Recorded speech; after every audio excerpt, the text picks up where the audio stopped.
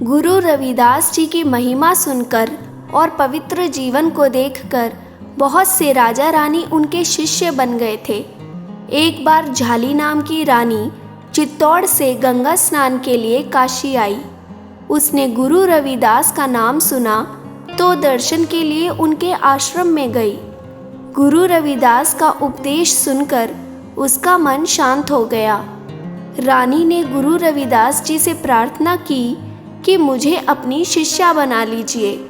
उन्होंने बार बार रानी को मना किया कि मैं चमार हूँ और आप क्षत्रिय वंशी हैं, आप किसी ब्राह्मण की शिष्या बन जाएं। रानी झाली ने बहुत हठ किया और संकल्प व्यक्त किया कि आपको ही गुरु बनाऊंगी, ऐसा किए बिना अन्न जल ग्रहण नहीं करूंगी।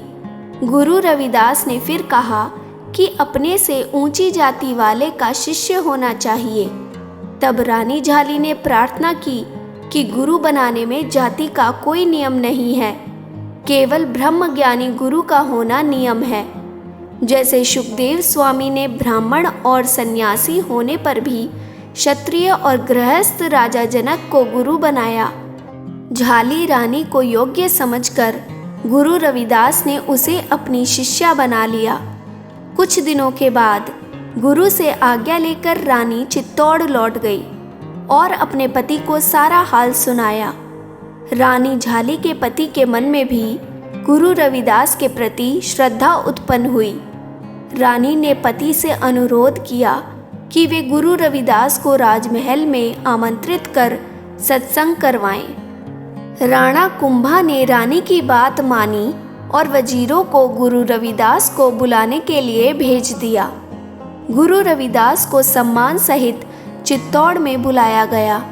चित्तौड़ में गुरु रविदास का प्रभावशाली सत्संग हुआ और सभी को भक्ति की प्रेरणा मिली। रानी ने इस अवसर पर भंडारा किया। दूर दूर से ब्राह्मण समाज को आमंत्रित किया गया। यह भी कहा गया कि सबको एक एक स्वर्ण की मोहर दक्षिणा में दी जाएगी। काफ़ी लोग भंडारे में पहुंच गए। जब भंडारा तैयार हो गया तो पंक्तियों में सब लोग बैठ गए। उस समय जाति अभिमानी ब्राह्मणों ने सबको उकसाया कि चमार के चेले राजा रानी का भोजन मत ग्रहण करो। पंक्तियों में से सभी ब्राह्मण उठकर खड़े हो गए। सबने कहा कि हम चमार के साथ भोजन नहीं करेंगे। राणा कहे सुना रे भाई, मोरे तो मन इह सुहाई। करनी हीन सु मध्यम सोई, करनी करे सो उत्तम होई। उत्तम मध्यम करनी माही, मानव देह कहूँ उत्तम नाही। काम क्रोध लालच नौ द्वारा, ऐठी तन में सबे चमारा। उत्तम वही जीनो यो जीता, ब्राह्मण कीने बाल्मीक कीता। जाति पाति का नहीं अधिकारा, राम भजे सो उतरे पारा। नाही कछु तुम्हारे सारे, उठी विप्र जाहूँ अपने द्वारे। विप्र बहुरी मनि मह दुष्पावे, करोध करे रानी डर पावे। तब विप्रों ने कहा, पहले भोजन हम करेंगे, इसके पश्चात जैसी मर्जी हो वैसा करें। तब राणा ने कहा, राणा कहियो नाही मन दीजे, गुरु पहल तुमको क्यों दीजे। इस प्रकार बहुत वाद विवाद होने लगा। तब गुरु रविदास जी ने एक शिष्य को भेजा और कहा, हमरे नाही हारू अरुजीती, इनकी तुम राखो रसनीति। मुझे हार जीत से कोई मतलब नहीं है, जैसे इनकी रीत है उसके अनुसार ही इनको भोजन करवा दो।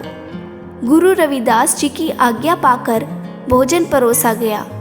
गुरु रविदास विराट रूप धारण कर एक एक विप्र के साथ बैठकर भोजन करने लगे। सब ही के संग जीवन बैठा, इनी वापै उनी वापै डीठा। सबको अचिरज भयो तमासा, जेते विप्र तेते रविदासा। जितने विप्र बैठकर भोजन कर रहे थे, गुरु रविदास ने अपने उतने ही शरीर धारण किए। यह देखकर जाति अभिमानी ब्राह्मणों का सिर शर्म से झुक गया। सब हिनके मनी उपजी लाजा, साध सतायो किया अकाजा। जेवे कोप करे हम ऊपरी, तो अब ही जाही सकल जरी बरी। हम अपराधी वो जन पूरा, उनके साहिब रहत हजूरा। यह संत हम ऐसा पापी, भक्तन सो परि ऐसी थापी। साचे हरि जना, यो पश्चाताप कियो ब्राह्मणा। धनी धनी साहिब तू बड़ा, अस बड़े तुम्हारे दास। जाति पाति कुल कुछ नाही, ब्राह्मण भये उदास। सब विप्रों ने आपस में विचार करके गुरु रविदास का शिष्यत्व ग्रहण कर लिया। गुरु रविदास ने विप्रों से कहा कि प्रभु की भक्ति करो। सिमरन और भक्ति के बिना सारा संसार शूद्र है। विप्र कहने लगे, विप्र कहें तो गुरु हमारा, अपनी तोरी जनेऊ डारा। माथे हाथ देऊ अब स्वामी, इस सेवक तुम अंतर्जामी। जाति पाति पूछो मत कोई, हरि को भजे सो हरि के होई।